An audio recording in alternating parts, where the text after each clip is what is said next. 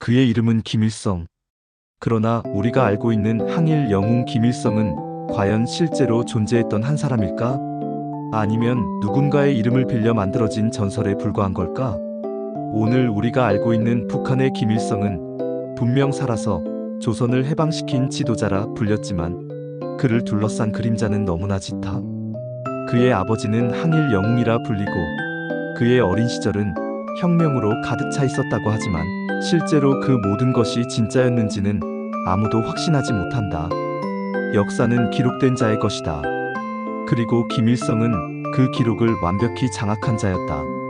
1900년대 초 한반도는 일본 제국의 침탈 아래에 있었다.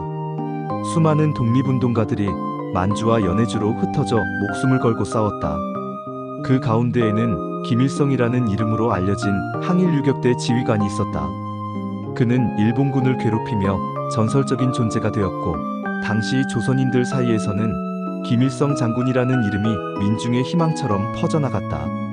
그런데 문제는 그 전설적인 김일성이 1937년경 이미 전사했다는 사실이다. 일본군의 전투 보고서, 중국 공산당의 기록, 심지어 당시 조선인 신문에까지 김일성 장군 전사 소식이 실려 있었다. 그런데 해방 후 다시 등장한 김일성은 살아있었다. 아니, 정확히 말하면 새로운 김일성이 나타났다. 1945년 평양의 공설운동장에 인파가 몰려들었다. 그날은 해방 이후 처음으로 항일투사 김일성 장군이 공식 석상에 나타나는 날이었다. 사람들은 그 전설적인 장군을 보기 위해 몰려왔다. 하지만 무대 위로 올라온 사람을 본 순간 관중들은 술렁였다. 그는 너무 젊었다. 머리에 앙증맞은 모자를 쓰고 얼굴엔 아직 앳된 기운이 남아있었다. 저 사람이 김일성 장군이라고?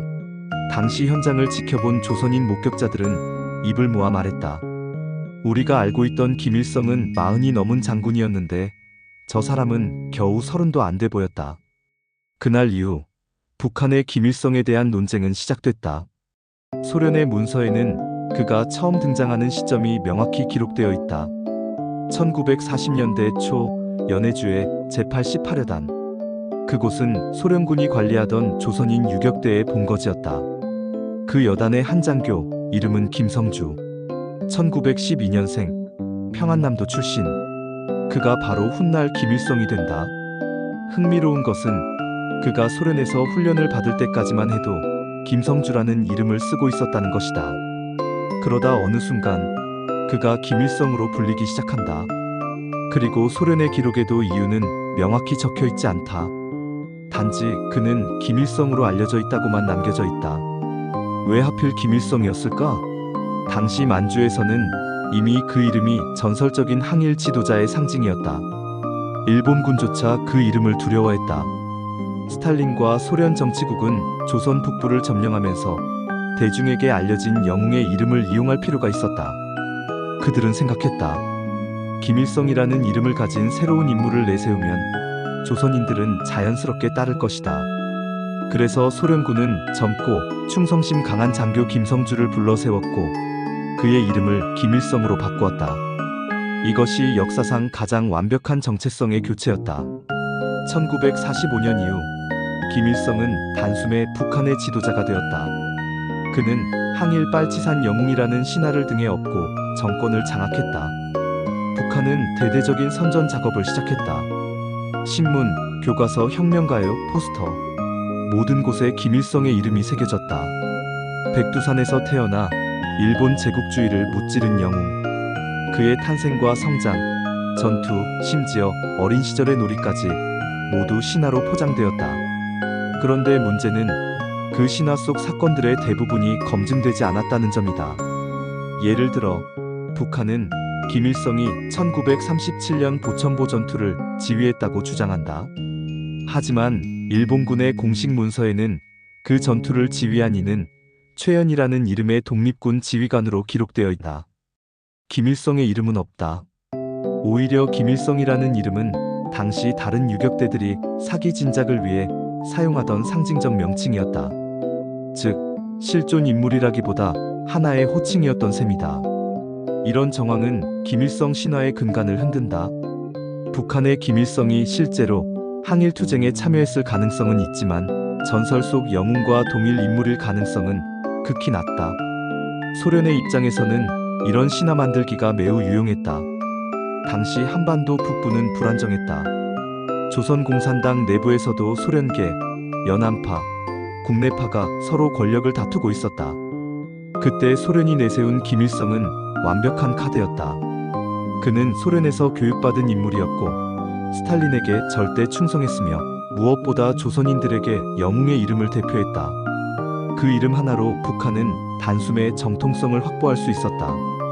김일성 자신도 처음에는 이 이름을 부담스러워했다는 증언이 있다. 초기에 함께 일했던 인사들은 그는 자신이 진짜 김일성이 아니라는 걸 알고 있었지만 곧 그 역할에 완전히 몰입했다고 회고했다. 그는 점점 스스로를 전설의 김일성이라 믿기 시작했고 그 신화를 완성하기 위해 자신의 과거를 재구성했다. 가족의 출생지, 항일투쟁 시기, 전투 기록까지 모두 새롭게 쓰였다. 그리고 이 가짜 신화는 시간이 지나며 진짜 역사로 굳어졌다. 김일성의 아버지 김영직 역시 항일혁명가로 포장되었다. 그러나 실제로 김영직의 존재를 확인할 수 있는 사료는 거의 없다. 독립운동 관련 문헌 어디에도 그의 이름은 등장하지 않는다. 오직 북한의 공식 전기와 혁명사가 그를 민족의 지도자로 기록했다. 김영직의 활동 시기와 지역도 불분명하다. 심지어 그의 생물 연도조차 북한의 선전 내용과 외부 자료가 다르다. 이는 그 역시 김일성 신화를 강화하기 위해 만들어진 허구일 가능성을 시사한다. 김일성은 이런 신화를 정권 유지에 적극 활용했다. 그는 자신을 조국의 해방자로 신격화했고 모든 권력은 그의 혈통에서 비롯된다고 주장했다. 백두혈통이라는 개념이 만들어진 것도 이때다. 김일성은 자신의 탄생지를 백두산 미령이라 하며 그곳을 성지로 만들었다.